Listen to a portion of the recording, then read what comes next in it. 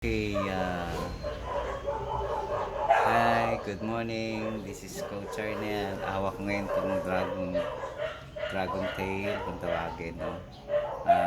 Ano siya, yung maliit pa siya, no?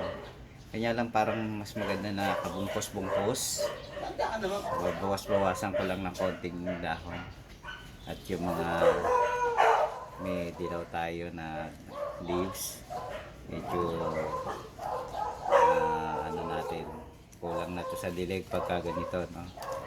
Tanggalin ko na yan, tapos pwede nyo tayong i-display sa lamesa nyo, no?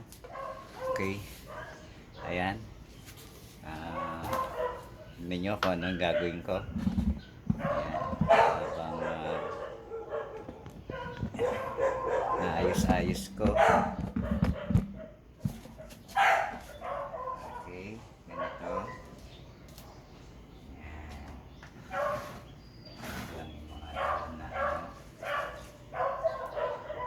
Tapos i-pinungkos ko siya, pagtatabi-tabihin ko para medyo magandang tignan.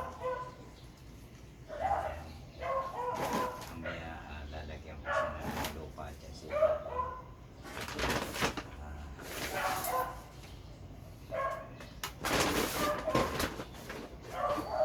Lagyan ko na para medyo mataba. Kulang na ito kasi pag dumadami yung ugat, sisikip na siya, no? Wala nang masandalan na lupa. Lagyan natin ng lupa. Lagyan natin yung lupa.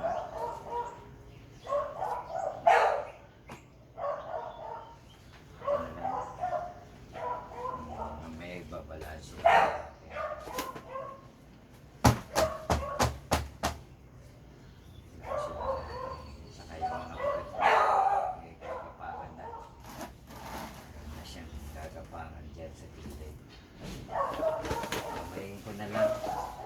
Kamayin ko na lang siya, guys.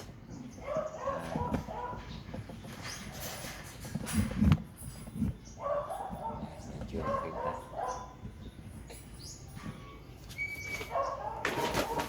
So, minamay ko na. Lupa. Ayan.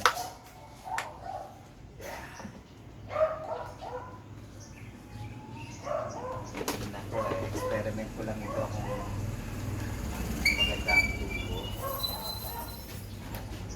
Kasi tayo magawa, wala tayong badminton today, bukas pa badminton natin, kaya inat-inat lang nang hindi ma-stock.